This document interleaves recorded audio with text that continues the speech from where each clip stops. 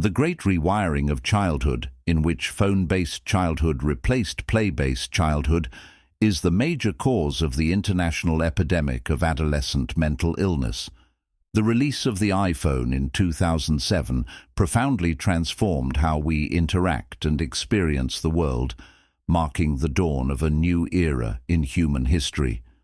Today, most people are constantly within arm's reach of their phones, and a significant portion of their waking hours is devoted to using these devices. Social media apps are among the most heavily used, with some people spending multiple hours a day on Instagram, Facebook, Twitter, and TikTok. Some believe this smartphone social media ecosystem has improved our quality of life, as it provides nearly limitless entertainment, makes communication and connection with others easier, creates business opportunities, and facilitates the sharing and consumption of information, pictures, and videos. Yet, this ecosystem also has a dark side. It is addictive and brings forth the superficial, hostile, and narcissistic sides of humanity. Perhaps worst of all, it is destroying the mental health of young people. In this video, drawing from the American sociologist Jonathan Haidt's 2024 book, The Anxious Generation, How the Great Rewiring of Childhood is Causing an Epidemic of Mental Illness, we explore why social media causes anxiety and depression in children and teens, and why smartphone and tablet use has radically changed the nature of childhood for the worse. Gen Z became the first generation in history to go through puberty with a portal in their pockets that called them away from the people nearby and into an alternative universe, one that was exciting, addictive, unstable, and, as I will show, unsuitable for children and adolescents. Around 2010, rates of mental illness in Generation Z, those born between the mid-1990s and early 2010s, suddenly and drastically increased in the Western world. Rates of depression in teenagers rose by 150%.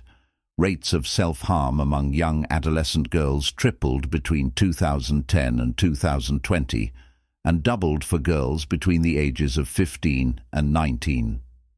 In 2020, 1 in every 4 American teen girls had suffered a major depressive episode in the previous year. A 2023 study of American university students discovered that 37% reported feeling anxious always or most of the time, while 31% felt anxious about half the time. This mental health epidemic has been largely confined to Gen Z. Since 2010, the mental health of older generations has remained relatively unchanged. What on earth happened to teens in the early 2010s? Asks Jonathan Haidt. Something big is happening. Something changed in the lives of young people in the early 2000s and 10s that caused their mental health to plunge. Given that the timing of Gen Z's mental health decline coincides with the rise of the smartphone social media ecosystem, an obvious hypothesis is that smartphones and social media are causing a mental health epidemic in young people. After all, Gen Z are the heaviest users of smartphones and social media.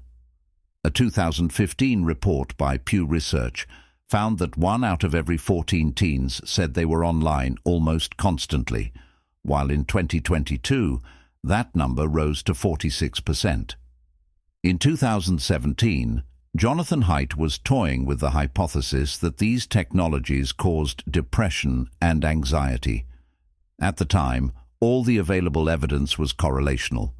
Studies linked smartphone and social media use with mental health problems, but it was unclear whether these technologies caused depression and anxiety, or whether depressed and anxious individuals spent more time on their phones and social media. However, today it is clear. In the words of Haidt, social media use does not just correlate with mental illness, it causes it. Haidt continues, "Now, as I write in 2023, There's a lot more research showing that social media harms adolescents. The rapid movement of adolescent social life onto social media platforms was a cause, not just a correlate, of the increase in depression, anxiety, and other mental health problems that began in the early 2010s. Why are smartphones and social media causing mental health problems in younger people? To answer this question, we must identify what young people are missing out on because of their compulsive technology use. A play-based childhood. Throughout human history, children in all parts of the world and in all cultures have spent much of their free time playing with peers. This play-based childhood is not unique to humans. All young mammals instinctively gravitate toward playing, as it is essential for their development. Or, as Haidt writes, children need a great deal of free play to thrive. It's an imperative that's evident across all mammal species. Hundreds of studies on young rats, monkeys, and humans show that young mammals want to play, need to play, and come out socially, cognitively, and emotionally impaired when they are deprived of play. The healthiest type of play is unsupervised outdoor play with peers, which involves sporadic risk-taking. Norwegian professors Ellen Sansita and Leif Kenner define this as thrilling and exciting forms of play that involve a risk of physical injury. By engaging in risky play, children confront and overcome their fears and anxieties, learn to endure minor injuries, and challenge their perceived limits. For example, climbing a tree may stimulate anxiety, but by climbing it anyway, children develop physical skills, resilience, problem-solving abilities, and a sense of accomplishment. This helps them face future risks and obstacles with greater confidence. The small-scale challenges and setbacks that occur during play are like an inoculation that prepares children to face much larger challenges later. As Haidt observes, one of the reasons children naturally gravitate to risky play is its anti-phobic effects. By playfully engaging in activities that stimulate fear and anxiety, and occasionally getting hurt in the process, children become less anxious and fearful over time. Unsupervised outdoor play with peers also helps children cultivate social skills, such as how to detect and respond to social cues, deal with teasing, bullying, and exclusion, and, in the case of boys, how to channel their natural aggressive impulses toward socially constructive ends. Play requires suppression of the drive to dominate and enables the formation of long-lasting cooperative bonds, wrote developmental psychologist Peter Gray. For the first time in human history, youth are not spending the majority of their leisure time playing outdoors with peers. Instead, most teens and many children spend their free time with their necks crooked downward, staring at phones or tablets. According to a 2023 study, the average teen spends 6 to 8 hours a day in front of a screen, with 4.8 of those hours spent on social media. As Haidt writes, this is a profound transformation of human consciousness and relationships, and it occurred for American teens between 2010 and 2015. This is the birth of the phone-based childhood. It marks the definitive end of the play-based childhood. Many parents were relieved to find that a smartphone or tablet could keep a child happily engaged and quiet for hours. Was this safe? Nobody knew, but because everyone else was doing it, everyone just assumed it must be okay. Excessive use of smartphones and tablets is not safe for children and teens. Time spent using these devices robs young people of a play-based childhood and submerges them in a virtual world, which Haidt describes as poisonous for the mental health of children and adolescents. The most obvious reason a phone-based childhood is ruining the mental health of the youth is that many apps, most notably social media apps, are intentionally designed to be addictive. The creators of these apps use every trick in the psychologist's toolkit to hook users as deeply as slot machines hook gamblers. As Haidt comments, young people are more vulnerable to developing addictions because the frontal cortex, which gives us the ability to resist rewarding stimuli and delay gratification, is not fully developed until after the age of 20. Social media companies are aware of this vulnerability and actively exploit it. In 2021, whistleblower Frances Haugen released the Facebook files, which contained photos of slides from in-company presentations. One slide stated that teens are highly dependent on their temporal lobe, where emotions, memory, learning, and the reward system reign supreme. A picture of a teenage girl was shown, and as Jonathan Haidt notes, the presenters were not trying to protect the young woman at the center from overuse and addiction. Their goal was to advise other Facebook employees on how to keep her engaged longer, using rewards, novelty, and emotions. Haidt continues, "When we gave children and adolescents smartphones in the early 2010s, we gave companies the ability to train them like rats during their most sensitive years of brain rewiring. These companies developed addictive apps that sculpted deep pathways in our children's brains. By designing a fire hose of addictive content that entered through kids' eyes and ears, and by displacing physical play and in-person socializing, these companies have rewired childhood and changed human development on an almost unimaginable scale. As children and teenagers become addicted to apps at a young age, they miss out on in-person interactions needed to develop social skills. While some argue that social media enhances our capacity to connect with others, this is true only in terms of the quantity of connections. In terms of quality, social media connections are shallow at best. Spending hours scrolling through social media feeds, sending memes and emojis to friends, playing multiplayer video games with strangers online, and posting content to elicit likes and reactions are not valid substitutes for real-world, face-to-face social relationships. In these disembodied virtual interactions, there is no opportunity to interpret body language, read subtle vocal or facial cues, maintain eye contact, develop charisma, or empathize with the embodied emotions of others. Unlike real-world socialization, the use of social media does not require the development of social skills. It offers little to no opportunity to form deep, lasting, mutually empathic relationships. The poor quality of online social interactions explains why many in Generation Z are lonelier and more socially handicapped than any other generation. This is the great irony of social media, Haidt explains. The more you immerse yourself in it, the lonelier and more depressed you become. Haidt continues, "We are physical, embodied creatures who evolved to use our hands, facial expressions, and head movements as communication channels, responding in real time to the similar movements of our partners. Gen Z is learning to pick emojis instead." Smartphones and social media are also negatively impacting mental health by destroying the ability to focus. The 20th century psychologist William James observed that higher cognitive capacities in youth are not fully developed, and sensitivity to immediately exciting sensorial stimuli characterizes the attention of childhood and youth. The child seems to belong less to himself than to every object which happens to catch his notice.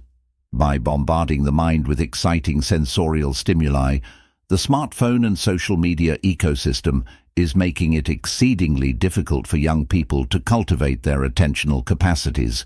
This phenomenon was eerily anticipated in Kurt Vonnegut's 1961 short story, Harrison Bergeron. In the story, an egalitarian ideology infects society to such a degree that a constitutional amendment is passed to prevent anyone from being more skilled, intelligent or capable than anyone else. To enforce this equality, the government's handicapper general attaches an earpiece to above-average individuals, which buzzes every 20 seconds to disrupt their focus. Today, members of Gen Z receive an average of 192 notifications per day, roughly one every 5 minutes, and older teenage girls, the heaviest smartphone users, are interrupted by a notification every minute. Carrying around a device that hinders focus, many members of Gen Z are effectively living in Vonnegut's dystopia. They spend their days in what William James described as the confused, dazed, scatterbrained state in which no skill can be developed, no knowledge absorbed, and nothing of worth achieved. At the critical juncture between adolescence and adulthood, many in Gen Z find themselves stagnant and afflicted with depression and anxiety disorders. As English writer Colin Wilson observed, stagnation is the beginning of mental illness, which propagates itself like the scum on a stagnant pond. This channel is supported by individuals like you. Become a supporting member and access over 100 membership videos, including a video on how smartphones and social media promote a schizophrenic-like condition. Sign up for $55.99 a month, or $49.99 a year by visiting academyofideas.com/members. While the mental health of both girls and boys is negatively affected by the addictive, attention-destroying nature of the smartphone and social media ecosystem, this ecosystem affects the genders differently. For example, social media harms young girls more than boys for 2 reasons. Firstly, girls use social media more than boys. Secondly, girls are more vulnerable to the negative effects of social comparison. A girl's social status is closely tied to her physical appearance, and her self-esteem is heavily influenced by how she compares her looks to others. Social media platforms are flooded with images and videos of women who either possess exceptional beauty or have features heavily altered by filters or photo editing apps. The more time a girl spends on social media, the more likely she is to develop a negative self-image, which drives mental health problems. As Haidt writes, social media exposes girls to hundreds or even thousands of images every day, many of which feature girls too good to be true, with perfect bodies living perfect lives. Exposure to so many images is sure to have a negative effect on comparison machines. The more time a girl spends on social media, the more girls are heavier users of social media than boys, making them more likely to experience depression. However, boys also spend hours each day on social media in addition to playing video games, browsing online forums, and watching pornography. This immersion in a virtual world contributes to problems with depression and anxiety, as well as what Jonathan Haidt calls a failure to launch. For instance, young men in their 20s are more likely to live at home compared to women of the same age. In the UK and the United States, the vast majority of NEETs, not in education, employment or training, are young men. There is even a growing movement of boys and young men so riddled with depression and anxiety that they spend most of their time isolated in the bedrooms of their parents' homes. While being shut up in one's room would have been torturous to boys of previous generations, many boys today compensate for their failures in the real world by living almost entirely online. As Haidt remarks about an American boy who retreated from the world into his room at age 12, Luca, however, found an online world just vivid enough to keep his mind from starving. 10 years later, he still plays video games and surfs the web all night. He sleeps all day. Even boys who do not go to such extremes suffer from the effects of a screen-based childhood. In the past, due to their tendency to engage in unsupervised and risky play, boys aged 10 to 19 had higher rates of hospitalization than all other age groups. Today, in contrast, rates of injury for adolescent boys are not much different from those of adolescent girls or men in their 50s and 60s. While this may seem like a positive trend on the surface, there is a negative underside. because boys are not engaging in risky play and are not confronting and overcoming small anxieties on a daily basis, their minor fears intensify and develop into full-blown anxiety disorders. As Haidt writes, imagine a childhood where all risk had been eliminated. Nobody ever felt the rush of adrenaline from climbing a tree when an adult had told them not to. Nobody ever experienced butterflies in their stomach as they mustered the courage to ask someone out. Picture a world where late-night outdoor adventures with friends were a thing of the past. In this childhood, there would be fewer bruises, broken bones, and broken hearts. It might sound like a safer world, but is it one you would want for your children? Haidt argues that this is the world in which many members of Gen Z are growing up. These changes did not come about because Gen Z is becoming wiser, but because they are withdrawing from the physical world. They are engaging in less risk-taking, healthy as well as unhealthy, and therefore learning less about how to manage risks in the real world. Although the problems associated with a screen-based childhood are dire, the solution is simple, at least in theory. Teenagers need to be made aware of the dangers that smartphones, tablets, and social media pose to their mental health. Parents need to stop pacifying their children with screens, a practice that in the future may be regarded as a passive form of child abuse. The screen-based childhood, which Haidt describes as the largest uncontrolled experiment humanity has ever performed on its own children, needs to be thrown into the dustbin of history. Children must return to a play-based childhood. As Haidt writes, far more unsupervised play in childhood and far more independence. That's the way children naturally develop social skills, overcome anxiety, and become self-governing young adults. The goal of Academy of Ideas is to empower individuals and promote freedom. Become a supporting member to help us in our mission and access over 100 videos exclusive to members. Sign up for $5.99 a month or $49.99 a year at academyofideas.com/members. Thank you for your support.